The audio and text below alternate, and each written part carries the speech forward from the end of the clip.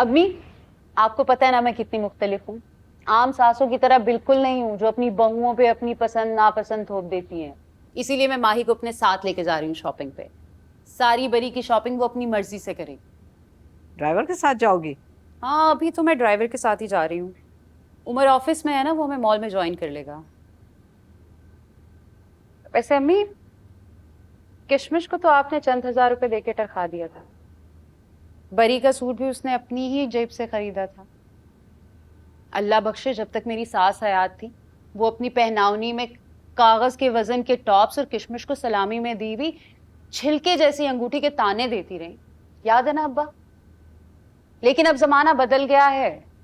भाभी बेगम और भाई मियां से कहिएगा कि उमर की शॉपिंग में कोई कसर नहीं छोड़नी, कहीं कंजूसी नहीं करनी।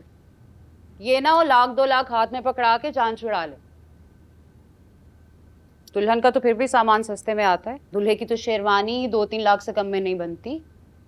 भाई मियां से कहिएगा कि उमर को साथ ले जाके ना उसकी शॉपिंग कराएं, उसकी पसंद से। खुदा का खौफ करो सलीका, 2 तोले के टॉप्स और अंगूठी दी थी मैंने तुम्हारी सास को, और वो जलाल की अंगूठी जिसे तुम छिलका कह रही हो, कभी उसका जाके वजन करवा के देखो कि वो कितने तोले की थी। जो भी है, मेरे इकलौते बेटे की शादी है। किशमिश के साथ आपने जो भी किया सो किया, लेकिन उमर को दामाद वाली इज्जत दिलाइएगा। अच्छा चलो, तुम्हारी सारी ख्वाहिशें हम पूरी कर देंगे, मगर जेवर में तुम क्या चढ़ाओगी माई को? हमारी इज्जत का सवाल है। माई को सोने की दर्जन चूड़ियां तो तुम चढ़वाओगी, 2 सोने के सेट भी होंगे। भाई मैं तो कहती हूँ कि अगर टीका नथ और झूमर भी सोने का बनवा लो तो अच्छा रहेगा, तुम्हारी ही इज्जत बड़ी होगी। और आखिर उमर अकलौता बेटा है। माही नजर नहीं आ रही, देर हो रही है।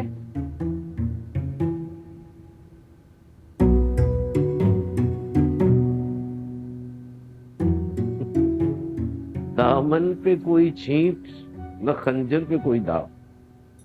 तुम कत्ल करो हो कि करामात करो हो। ए हटे,